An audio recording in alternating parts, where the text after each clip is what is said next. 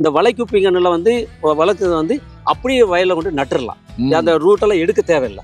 அப்படி வைக்கும்போது அந்த பிளான்டேஷன் 100% அப்படி சக்ஸஸாக வந்துடும்.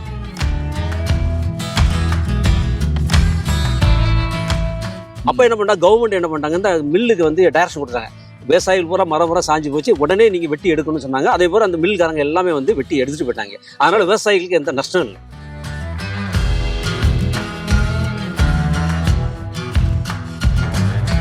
அதனால இது எல்லா வகையான மண்ணிலையும் வளரக்கூடியது.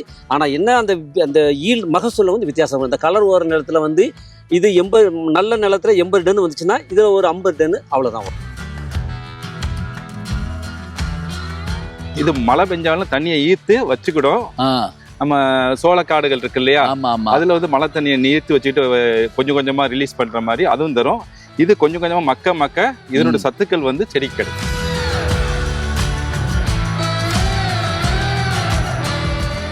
விற்பனை வாய்ப்பு வந்து ரொம்ப பிரகாசம். இதை வெட்டி கரெக்டா ஒரு 15 நாள் அதிகபட்சம் பேப்பர் 2 பேப்பர் மில்லுமே நமக்கு வங்கி கணக்குல வந்து பணத்தை செலுத்திடுறாங்க.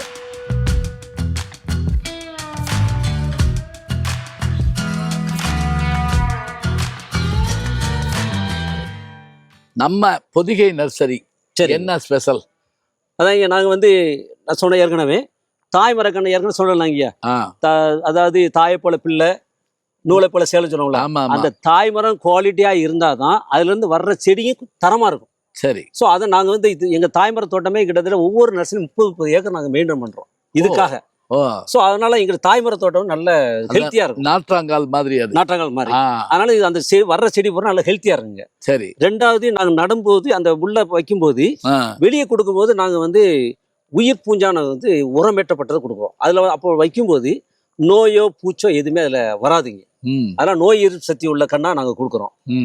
மூணாவது வந்து வளைக்குப்பி கண்ணு ஏற்கனவே சொன்னாங்க. இது நாங்க எக்ஸ்ட்ரா நாங்க அங்க பார்த்தோம்லாங்க. ஆமா, அங்க இது வந்து நாங்க எக்ஸ்ட்ரா 20 எந்த நர்சரியும் இந்த வளைக்குப்பி கண்ணு யூஸ் பண்ண மாட்டாங்க. ஆனா நாங்க எக்ஸ்ட்ரா 20 பைசா ஒரு கண்ணுக்கு நாங்க இது செலவு பண்றோம். ஏன்னா இந்த வளைக்குப்பி கண்ணுல வந்து வளர்க்குறது வந்து அப்படியே வயல்ல கொண்டு நட்டுறலாம். அந்த ரூட்டெல்லாம் எடுக்க தேவையில்லை. அப்படி வைக்கும்போது அந்த பிளான்டேஷன் 100% அப்படி சக்ஸஸா வந்துடும். எந்தவித பழுது கண்ணே அங்க உண்டாகாது. அதே இது நீங்க வேர்க்குப்பின்னு இருக்கு, அதான் ரூட் ட்ரெயின்னு சொல்லுவோம். அதுல வளர்த்த கண்ணு எப்படி பாத்தீங்கன்னா அவங்க ஃபீல்ட்ல நடும்போது ஒண்ணு கீழே கூட குத்தி எடுக்கணும், இல்லாட்டா தலையை பிடிச்சி தூக்கி கொடுப்பாங்க. அப்போ அந்த வேறு டேமேஜ் ஆயிரும், பிஞ்சு போயிடும். அப்போ அதோட அப்போ நட்டுருவாங்க விவசாயிகள், அந்த கூலி ஆட்கள் அந்த வேலையாட்கள் நட்டுருவாங்க. அப்போ பார்த்தீங்கன்னா அந்த பிளான்டேஷன் வந்து 90% சக்ஸஸ் ஆகும், 10% பழுதாயிரும். அப்போ அந்த விவசாயிக்கு தேவையில்லாமல் மறுபடியும் கண்ணு வாங்கணும், 10% வாங்கணும். அதுபோல் அது நடுறதுக்கு செலவு இருக்கு. அதை தவிர்க்கிறதுக்காக நாங்கள் இந்த வளைக்குப்பி கண்டு போடுறோம். இந்த வளைக்குப்பி நட்டிங்கன்னா இதுல எந்தவித பழுதும் வராதுங்க, கேஷுவாலிட்டி எதுவுமே. பொதிகையினுடைய சிறப்பு. ஆமா, சிறப்பு. அப்புறம் உயிர் பூஞ்சான் உயிர் பூஞ்சான் கொடுக்குறோம். இந்த தாய்மர தோட்டம் நல்லா பராமரிப்பு பண்றோம். இந்த வளைக்குப்பி கொண்டு போடுறோம். 4வது எங்கிட்ட 24 வேளாண்மை பட்டாதாரி இருக்காங்க. ஓ, அது வேற. ஆமா, வச்சிருக்கோம். இதுக்காக வச்சிருக்கோம். இவங்க என்ன பண்ணாங்கன்னா ஃபீல்ட்ல போய் கண்ணு சப்ளை பண்றது மட்டும் இல்ல, சப்ளை பண்ண பிறப்பாரு அவங்க எப்படி நட்டுருக்காங்க, எப்படி பராமரிப்பு, உரம் மேலாண்மை எப்படி பண்றாங்க, கலை மேலாண்மை எப்படி பண்றாங்க, கவாத்து பண்ணாங்களா, அப்படி எல்லாத்தையும் பார்த்து நோய் ஏதாவது வந்திருக்கா அப்படி பார்த்துட்டு அவங்களுக்கு டெக்னிக்கலா நாங்க வந்து சில அட்வைஸ் பண்றோம். அது மாத்திரம் நல்ல முதிர்ச்சி அடைந்த பிறகு அதை எப்படி வெட்டி யார்ட்ட கொடுக்கணும் அப்படிங்கிற டைரக்ஷன் கொடுப்போம். ஸோ அது எங்களோட பொதிகை நர்சனுடைய ஒரு ஸ்பெஷாலிட்டி. சரி. இது வாங்குற விற்பனை மையம் எங்க இருக்குயா? இது வந்து விற்பனை மையம் வந்து டிஎன்பில டெண்டர் கால் பண்றாங்க. டிஎன்பி சவுக்குக்கு தனியா வச்சுருக்காங்க. டெண்டர் கால் பண்ணுவாங்க. அது வந்து அந்த ரேட்டுக்கு யாரு அக்செப்ட் பண்றாங்களோ அவங்க வந்து அதை வெட்டி கொண்டு அங்க மில்ல சேர்த்துருவாங்க. இந்த கரும்பு விவசாயிகள் போய் கரும்பாலைகள்ல கொடுக்குறாங்களே அதே மாதிரி அவங்க கொடுத்துருவாங்க. அது இந்த ரேட்டு வந்து எப்பவுமே நல்ல நிலையான ரேட் இருக்கும். அதனால இவங்களுக்கு வந்து சந்தைப்படுத்துற ஒரு எளிதான காரியம் அது. மற்ற பயிர் விட்டுட்டு இதை விற்கல அப்படிங்கிற மாதிரி பிரச்சனை இல்லை, அழுகி போச்சு அந்த மாதிரி பிரச்சனையே இல்லைங்க. சரி. ஆனா ஒரு இது இருக்கு. இப்ப சப்போஸ் ஒரு புயல் மாதிரி வருதுன்னு வைங்களேன். ஆமாங்க, பெரும் புயல் வருது, மழை வருது, அப்ப இந்த மரங்கள் சாயறதுக்கோ ஒடியறதுக்கோ அது இருக்கா? அதிகமான புயல் வந்தா கண்டிப்பா. இப்ப தானே புயல்லாம் வந்துச்சு பாத்தீங்களா, அதெல்லாம் சாஞ்சு போச்சு. அப்ப என்ன பண்ணா கவர்மெண்ட் என்ன பண்ணாங்க, இந்த மில்லுக்கு வந்து டைரக்ஷன் கொடுத்தாங்க. விவசாயிகள் பூரா மரம் சாஞ்சு போச்சு, உடனே நீங்க வெட்டி எடுக்கணும்னு சொன்னாங்க. அதே போல அந்த மில்காரங்க எல்லாமே வந்து வெட்டி எடுத்துட்டு போயிட்டாங்க. அதனால விவசாயிகளுக்கு எந்த நஷ்டம் இல்லை. சரி. இந்த நெல்லு, கரும்பு, இது மஞ்சள், இந்த ஈரோடு பக்கம் இதுக்கெல்லாம் ஒவ்வொரு மண்ணு சொல்றோம். ஆமாங்க. பருத்தி விளையிற மண்ணு, கடலை விளையிற மண்ணு எல்லாம் சொல்றோம். ஆமாங்க. அது மாதிரி சவுக்கு மரத்துக்கு ஏதாவது குறிப்பிட்ட மண்ணுன்னு ஏதாவது இருக்குங்களா? ஆக்சுவலாக சவுக்கை பொறுத்தவரைங்க இது எல்லா வைட் ரேஞ்ச் சாயின்னு சொல்லுவாங்க. அதாவது எல்லா விதமான மண்ணிலையும் வரக்கூடியதாங்க. ஓ, அதாவது மணல் பாங்கான பகுதியில் வரும். நான் சொன்ன கடற்கரையில் பக்கத்துல பார்த்துட்டுன்னு சொன்னீங்க. ஆமா, அந்த மணலே ரோட்ல பூரா பழைய இதுல ஓயமார் இருக்கு இல்லையா? ஆமா ஆமா, ஓல்டு மகாபலி ரோடு பூரா கண்டிப்பா கண்டிப்பா வெறும் சவுக்கு மரமா இருக்கும். ஆமா, பல சினிமாக்கள் பூரா அங்கதான் எடுப்பாங்க. கண்டிப்பா கண்டிப்பா. அதனால மணல் சார்ந்த எல்லா இடத்துலயும் வளருங்க. சரி. ரெண்டாவது செம்மண் பூமியிலும் நல்லா வளருங்க, நல்லா வளரும். மூணாவது கரிசல் மண்ணிலும் நல்லா வளரும். ஓ, அப்புறம் கலர் ஊர் மண் இருக்கலாங்க, ஆமா, அதுலயும் வளரும். வளரும். அது ஓர் மண்ணுங்கிறது ஒண்ணுக்கு உதவாதுமாங்க. ஆமா, இது யாரா ஒண்ணுக்கு உதவாத ஓர் மண்ணா இருக்காண்டா அப்படிமாங்க. ஆமா கண்டிப்பா, அதுலயும் வரும். அதாவது எப்படின்னா அந்த மண்ணுடைய தன்மை pH தன்மை சொல்லலாம். ஆமா, 8.5 வரைக்கும் போகுங்க. ஓ, அதனால அந்த கலர் ஓரம் நிலத்திலையும் வளரக்கூடியதாங்க இது. சரி. அதனால இது எல்லா வகையான மண்ணிலையும் வளரக்கூடியது. ஆனா என்ன அந்த மகசூல வந்து வித்தியாசம். இந்த கலர் ஓர நிலத்துல வந்து இது 80 நல்ல நிலத்துல 80 டன் வந்துச்சுன்னா இதுல ஒரு 50 டன் அவ்வளவுதான் வரும். ஆனா பட் அதுல வளரக்கூடிய தன்மை இருக்குது. அந்த மண்ணு பயன்படுத்தலாம். அந்த இது அது மாத்திரம் இல்ல, அந்த மரத்திற்கு கீழே பிராங்கியான ஒரு வேர் முடிச்சிருக்கு. அது வந்து நம்முடைய வெளிமண்டலத்தில் உள்ள நைட்ரஜனை அப்சர்வ் பண்ணி நிலத்துல அப்படியே தங்க வச்சிரும். ஸோ அப்போ அந்த நிலம் வந்து நல்ல வளமாயிரும். இந்த சவுக்கு நட்ட நிலங்கள் வந்து நல்ல மண் வளம் அதிகரிக்க. சரி. இப்ப இன்னும் ஒரே ஒரு சந்தேகம். இந்த இதுக்குன்னு ஒரு தண்ணி ஏதாவது இருக்கா? இப்ப மீன் கூட ஆத்து மீன், குளத்து மீன், கடல் மீன் சொல்லுவோம். ஆமாங்க. உப்பு தண்ணியில வளர்ற மீனை வந்து நீங்க இதுல விட்டீங்கன்னா வளராது. ஆமாங்க. அதே மாதிரி இந்த நன்னீர் இது வந்து அங்க போனா இருக்காது. ஆமாங்க. இந்த மரத்துக்கு, சவுக்கு மரத்துக்கு சரிங்க, தண்ணீர் என்ன மாதிரி தண்ணீர் இருந்தா தான் வரும்? அப்படி ஏதாவது இருக்கா? இது பெரும்பாலும் எல்லாத்துக்கும் தண்ணி வந்து நல்லா அதாவது டிடிஎஸ் சொல்லுவோம். அந்த டிடிஎஸ் 500 கீழே தான் நல்லா வளரும். சரி. பட் இதை சவுக்க பொறுத்தல டிடிஎஸ் 1000 வரைக்கும் போகலாம். அதாவது உப்பு தன்மை அதிகம் இருக்கும். அந்த இதுலயும் வளரக்கூடியதுதான். அதனால நீ பார்த்து கடற்கரை ஓடம் பார்த்துருப்பீங்க, அங்க உப்பு தண்ணி தான் இருக்கும்.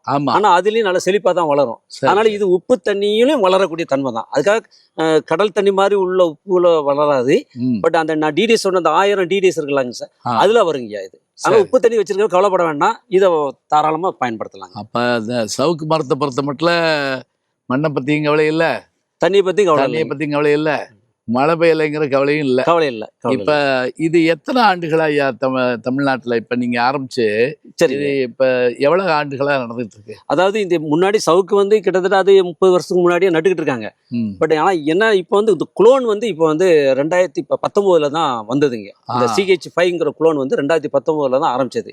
ஸோ அதுல இருந்து பாத்தீங்கன்னா இப்போ விவசாயிகளுக்கு ஒரு பயங்கரமான ஒரு நம்பிக்கை உண்டாயிட்டு, இதில் அதிகமான மகசூல் எடுத்துடலாம், அதிகமான நமக்கு லாபம் ஈட்டலாம் அப்படிங்கிற ஒரு நம்பிக்கை வந்து இப்போ ஃபுல்லாகவே CH5 நட ஆரம்பிச்சிட்டாங்க 2019 இருந்துங்க.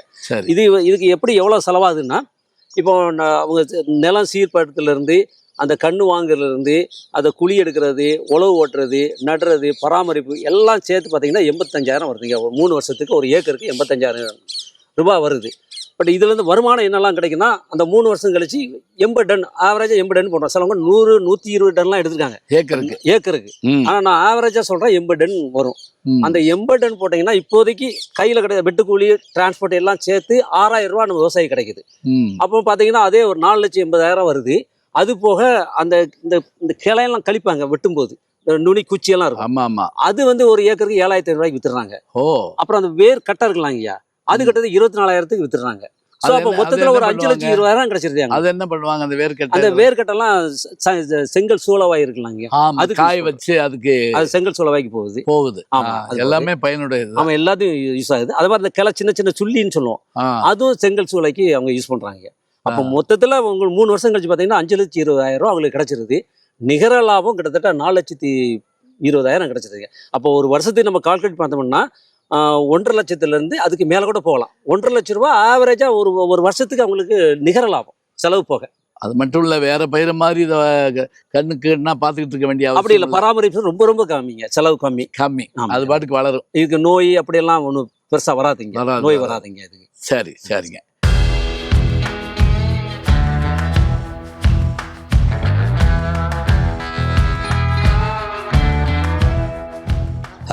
ஐயா வணக்கம் ஐயா, வாங்க.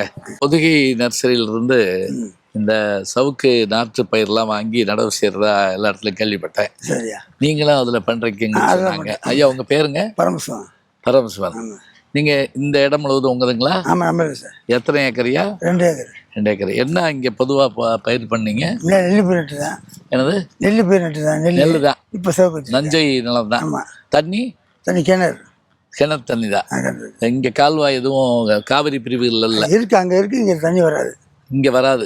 மோடு அது பள்ளம் தான் போதாது. அந்த ஒரு இது போகுது, ஒரு காவா போகுது. அது காவா வரைக்கும் மாட்டாது. இதுதான். சரி சரி சரி. இது இப்போ இப்போ நெல் பயிர் போடுறீங்களா ஐயா? இல்லை இல்லை இல்லை, தண்ணி இல்லாதனால போட முடியும். தண்ணி கம்மியாக இருக்கனால சவுக்கு வச்சுருக்கேன். வச்சுருக்கீங்க. சவுக்குக்கு முன்னாடி நெல் பயிருக்கு அடுத்து என்ன போட்டீங்க? நெல் பயிர் தான். அதுக்கு முன்னாடி மானாவாரியா கல் இது மாதிரி போட்டுருந்தேன். ஓ, இது வந்து இதுவும் வரும் முன்னாடி இந்த வானமாத்த பூமி மாதிரி. ஆமாம், இந்த கடலை இதுகள்லாம் வரும். ஆமாம். ஆள் டிமாண்டா நெல் பயிர். அதோட டிமாண்டு சவுக்கு வச்சுட்டேன். சவுக்கு வச்சிட்டீங்க. இது எப்படியா கேள்விப்பட்டீங்க சவுக்கு மரம் அப்படி நடணும் அப்படிங்கிற விஷயத்த? பக்கத்தில் நட்டுதாங்க அவங்க. யாரு? பக்கத்து தோட்டம் வச்சிருந்தாங்க. சரி. நான் நிறையா வச்சிருந்தாங்க. நம்மளும் போகணும் ஒரு ஆர்வம் வந்தது. என்ன பண்ணீங்க நீங்க? உடனே போய் எல்லாரும் என்ன பண்றாங்கன்னா, யூடியூப்ல பார்த்தோம் அல்லது வெப்சைட்ல பார்த்தோம்ங்கிறாங்க. நீங்க பக்கத்து நிலத்துக்கார விசாரிச்சீங்களா? விசாரிச்சேன், பார்த்தேன். சரி, இது மாதிரி வைப்பான், தண்ணி கொஞ்சம் டிமாண்டா கொஞ்சம் நல்லா இருக்கேன். சரி, இது மாதிரி வச்சுது அப்படின்னு. எங்க போய் வாங்குனீங்க இதெல்லாம்? இந்த பக்கம் தோட்டம். இவர் தான் அந்த இருக்கார்ல, பாண்டியராஜ் சார். அவங்க பொதுகையில போய் வாங்குனீங்களா? ஆமாம் சார். சரி. இப்போ இது நட்டு எவ்வளவு நாள் ஆச்சியா? 15 மாதம் ஆகுது. 15 மாதம். இதான் முதல் முறையா போடுறீங்க நீங்க? ஆமாம், முதல் முறையா போடுறீங்க. இது எத்தனை வருஷத்துல வரும்யா? ஒரு 3 வருஷம் விடுறாங்க. 3 வருஷத்துல வரும்னு இருக்காங்க. ஆமாம். அவங்க 5 வருஷம் விடலாம். சாயாம இருந்தால் 5 வருஷம் விடலாம். பெருக்கம்ல, மரம் பெருக்கம்ல. நாற்று மாத்திரம் வாங்கிட்டு வந்தீங்களா? அவங்க வந்து எல்லாம் உதவி பண்ணி கொடுத்தாங்க. அவங்க வந்து எல்லாம் உதவி பண்ணாங்க. இப்படி வைக்கணும்னு சொன்னாங்க. சரி, அதை வந்து நாங்கள் வச்சோம். அதுபடி வச்சிங்க. ஆமாம், நல்லா இருக்கு ஐயா, அழகா இருக்குது. இது மட்டும் எவ்வளவு போட்டிருக்கீங்க? 2 ஏக்கர் போட்டிருக்கேன். 2 ஏக்கர். இப்போ இந்த தடிமன் என்னதுயா பொதுவா? இது வந்து ஒரு வருஷ வளர்ச்சின்னு சொல்றதுங்க. 1 வருஷம் வளர்ச்சி. இது வந்து உங்களுக்கு இது வந்து நல்ல வளர்ச்சியை காட்டுதுங்க. இது நல்ல வளர்ச்சியை காட்டுது. இது ஒரு 3 வளமான மண்ணு. அது ஒரு காரணம். 3 வருஷத்துல 80 டன் எதிர்பார்க்கலாம்.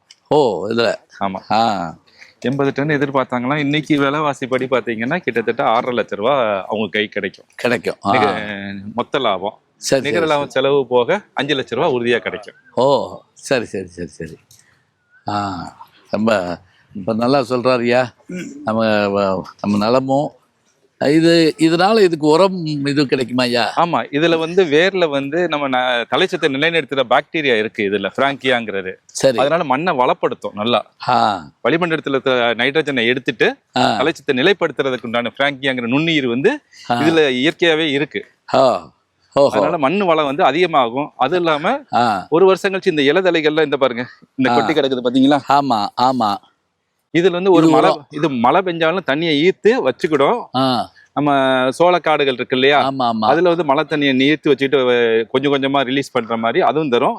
இது கொஞ்சம் கொஞ்சமா மக்க இதனோட சத்துக்கள் வந்து செடிக்கு கிடைக்கும். ஓ, நம்ம உரம் போட வேண்டியது உரம் போட வந்து குறைச்சிக்கலாம். தலை இது போட்டு. நீங்க நடக்கும்போது ஒரு பஞ்சு மெத்தில் நடக்கிற ஃபீலிங் அப்படித்தான் இருக்கு. நல்லா இருக்கு. இதுக்கு ஊடு பயிர் ஏதாவது போடுவாங்களா? ஆமாங்க, இதுக்கு வந்து ஆரம்பத்தை நடவு பண்ணும் போது கடலை உளுந்து ரொம்ப ஒரு ஆப்டான ஒரு பயிர். அப்படி கடலை உளுந்து போடும் போது அவங்களுக்கு வந்து ஒரு 6 மாசத்துக்கான பயிர் செலவு குறைஞ்சிரும். ஓ, கடலைக்கு உண்டான செலவுகள் மட்டும் பார்க்கணும், உள்ள வந்து செடி மட்டும் நட்டு வைப்போம். அப்ப கனெக்ட் பண்ணும் போது இப்போ நார்மலா 3 வருஷம் வயசுன்னு வச்சுக்கோங்க. இப்ப கடலை ஊடு பயிர் பண்ணும் போது அந்த 6 மாசம் வயசை கழிச்சுக்கலாம். நமக்கு 2.5 வருஷத்துலயே நமக்கு இந்த வருமானம் வர்ற மாதிரி கணக்குல வந்துரும். அதுல வேற வருமானம் வந்துரும். சரி, நமக்கும் வேலை இருந்துகிட்டே இருக்கும். ஆமா, ஒரு வேலையை பார்த்துட்டே இருக்கும். விவசாயிகளுக்கு வேலையும் இருக்கும், வருமானமும் இருக்கும். நார்மலா ஒரு 10 ஏக்கர் வைக்கிற விவசாயி வந்து தொடர்ந்து ஒரு 3 ஏக்கரா இது சவுக்கு பயிர் பண்ணாங்கன்னா ஒரு ஐடி கம்பெனில கிடைக்கிற வருவாயை வந்து இதுல எடுத்துக்கலாம். இதெல்லாம் சொல்லுங்க ஐயா. ஆனா எல்லாருக்கும் வேலை ஐடில வேணும்னு கேட்கிறாங்களே ஐயா. ஐடில போகணும், அதுல அந்த சம்பளம் வாங்கணுங்கிறாங்களே, அதுக்கு என்ன பண்றது ஐயா? இப்ப நீங்க நல்லா கணக்கு பார்த்தா நாங்க வந்து 1 ஏக்கர்ல வந்து நிகர லாபம் வந்து 3 வருஷத்துல 5 லட்ச ரூபாய் கிடைக்கும். சரி, உறுதியா கிடைக்கும். ஆனா இன்னைக்கு இவரு அதானே பண்ணிருக்காங்க. ஆமா, ஏன்னா விற்பனை வாய்ப்பு வந்து 2 அரசு மில்லு ஒண்ணு இருக்கு, பிரைவேட் மில்லு இருக்கு. தேடி வந்து வாங்கிக்கிறாங்க. சரி, மார்க்கெட்டிங் மார்க்கெட்டிங் வந்து எந்த கஷ்டமும் கிடையாது. சரி, ஒரு நபர் வந்து ஒரு 10 ஏக்கர் விவசாய நிலம் வச்சிருந்து வருஷத்துக்கு 3 வருஷம் 3 ஏக்கர் நம்ம சவுக்கு பயிரிட்டோம்னா அவர் ஐடி கம்பெனில வேலை பார்க்குற வருமானத்தை காட்டிலும் அதிகமா எடுக்கலாம். அத்துஜமையா, அதான் இப்போ சொல்கிறாங்க, நம்ம நாட்டில் பனைமரங்களை மாத்திரம் நல்லா பாதுகாத்தா இப்போ இருக்க டாஸ்மாக் மூடிடலாம்பாங்க. உண்மைதாங்க. பனைமரங்களை மட்டும் இது பண்ணி பார்த்தோம்னா ஒரு காலத்தில் சுதந்திரத்துக்கு முதல்ல நம்ம வெள்ளைக்காரர்கள் ஆடுற போது இந்தியாவில் 130 கோடி பனைமரங்கள் இருந்ததாம். அப்போ வெறும் நம்ம 30 கோடி மக்கள் தான் இருந்தோம். இன்னைக்கு நம்ம 150 கோடி மக்கள் வந்துட்டோம். பனைமரம் 30 கோடியாக போச்சு. அதுதான் பிரச்சனை. இப்போ ஒரு பனைமரம் அப்படி தருங்கிறாங்க. இப்போ நீங்கள் அந்த சவுக்கு மரம் அந்த இடத்த பிடிக்குது. 3 ஏக்கர்ல 3 வருஷத்துக்கு மொத்தம் ஒரு 15-18 லட்ச ரூபாய் கிடைக்குதுன்னா ஒரு மாசத்துக்கு அவங்களுக்கு வந்து 1.25 லட்சம் 1.5 லட்ச ரூபாய் நமக்கு வருமானம் கிடைக்குது. அது மட்டும் இல்லை, எப்பவும் டயத்துக்கு நான் ஒர்க் ஃப்ரம் ஹோம் இதுலேயே உட்காந்துருக்கேன். அந்த டைம் இதெல்லாம் கிடையாது. ஒரு வருஷம் வரைக்கும் ஒரு தரமான பராமரிப்பு பண்ணணும். அதுக்கப்புறம் வந்து தண்ணி பாய்ச்சது மட்டும்தான் பெரிய வேலையா இருக்கும். மற்ற அதுவும் மழை காலத்துல வந்து அதுவும் தேவையில்லை.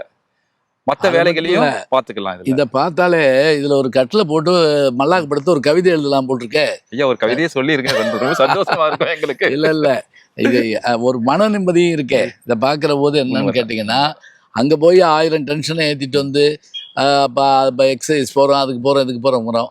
விவசாய வேலையை ஆட்டோமேட்டிக்காக அதிகாலையில் எழுந்திரிப்போம், எப்போ வேணாலும் வயலுக்கு வருவோம், தண்ணி பாய்ச்சி வருவாங்க, அதுக்கு ஏற்றபடி எல்லாம் கிடைக்கும்.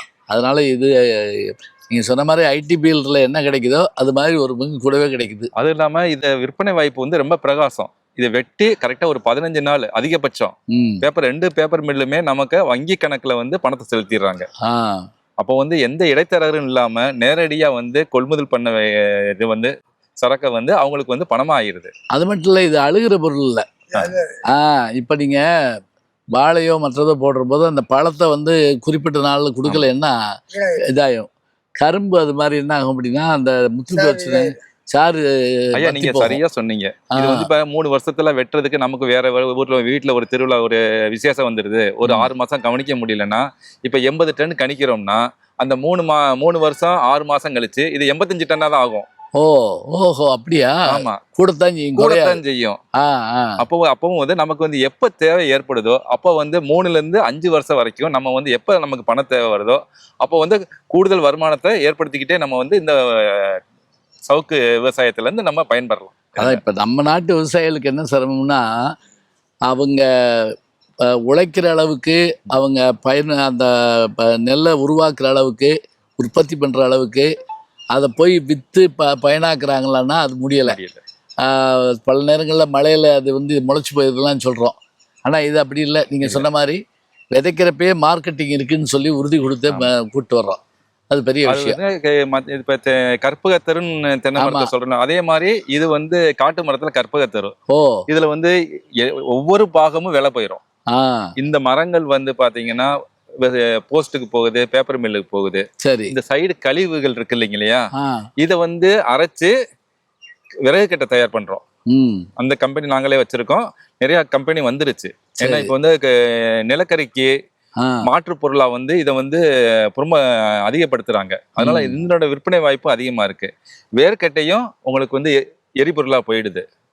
சரி, இப்ப எல்லாமே நிலக்கரிக்கு மாற்று பொருளா வந்து இது எல்லாமே கிடைக்கிறதுனால அவங்களுக்கு வந்து ஒரு மரத்துல எந்த ஒரு பாகமும் வேஸ்ட் கிடையாது. அதெல்லாம் காட்டிலும் முக்கியமா சவுக்கம்பு வச்சு பூரா கொடி கட்டலாம்ல ஒவ்வொரு மாநாட்டுக்கும். ஆமாங்க. அப்ப ஒரே பாத்தீங்களா, இப்பதான் பைப்பு வந்திருக்கு. இதுதான் சவுக்கு தான் கட்டுவாங்க. சவுக்கு தான் கட்டுவாங்க. இப்ப கொட்டகை போடுறது மற்றதுக்கெல்லாம் சவுக்கு மரம் தான். அதே மாதிரி இந்த வேறு இது சொன்னீங்கல்ல ஐயா, அதை என்ன பண்ணுவாங்க? இப்போ வெட்டிடுறோம். வெட்டி அதை வந்து நம்மாழ்வாரு நெல்லா இருந்தா என்ன சொல்லுவாருன்னா, நுனி வீட்டுக்கு, நடு மாட்டுக்கு, அடி காட்டுக்கும் பாரு. நுனின்னா நெல், நடுன்னா வைக்கல் மாட்டுக்கு, அடின்னா அது கீழே இருக்கக்கூடிய தூறு, அது அப்படியே உழுதோம்னா காட்டுக்கு. இது மாதிரி இதுல இந்த வேர் இருக்குன்னு வைங்க, அது என்ன பண்றது? இது வந்து நமக்கு எரிபொருளுக்கு போயிடுதுங்க. காங்கேயம், கரூர் மாவட்டத்துல வந்து எரிபொருள் ஆலைகளுக்கு இருக்கு இல்லைங்களா, அதுகளும் எரிபொருளுக்கு போயிடுது. செங்கல் சூளைக்கும் போகுது. ஃபேக்டரிஸ்க்கு வந்து டையிங் ஃபேக்டரி இதுக்கெல்லாம் எரிபொருளுக்கு வந்து முக்கியமான எரிபொருள் இதுதான் வருது. மற்ற மரங்கள்ல இருக்கிற வேர்க்கட்ட எரிதிறனை காட்டிலும் இதனோட கலோரிஃபிக் வேல்யூன்னு சொல்லுவோம். அந்த எரிதிறன் வந்து இதுல வந்து அதிகம். அப்ப அடி முதல் நுனி வரை ஆமா எல்லாமே பயன்பாடா இருக்குது. சரியா. பொதிகை நர்சரி வந்து இந்த மாதிரியான ஒரு ஏற்பாட்டை பண்ணி நம்முடைய ஐயா விவசாயம் பண்ணி நம்மளை கூப்பிட்டு வந்து காட்டியிருக்காரு. ரொம்ப நன்றி ஐயா, ரொம்ப மகிழ்ச்சி. இன்னொரு சந்தோஷம் என்ன அப்படின்னா, இதை பார்க்குறப்பயே ஒரு மகிழ்ச்சி ஏற்படுது. இப்போ எங்கே பார்த்தாலும் பசுமையாக இருக்குது. நமக்கு வந்து நல்ல மழை பெய்யறதுக்கு இது ஒரு வசதியாக இருக்கும். அதனால் விவசாயமும் வேளாண்மையும் சிறந்த நாடு இந்த நாடு. ஒரு முறை சர்தார் வல்லபாய் பட்டேல்கிட்ட கேட்டாங்களாம், வாட் இஸ் யுவர் கல்ச்சர் அப்படின்னாங்களாம். அவர் சொன்னாராம், அக்ரிகல்ச்சர் இஸ் அவர் கல்ச்சர் அப்படின்னு சொன்னாராம். எங்களுடைய பண்பாடு விவசாயம்தான் சொன்னாராம். விவசாயத்தில் ஒரு வகை தான் இந்த சவுக்கு நாற்றங்கால் பண்ணையும் சவுக்கு மரங்களும். இதை சுற்றி பார்த்தோம். நீங்கள் நேரம் கிடைச்சா வந்து பாருங்கள்.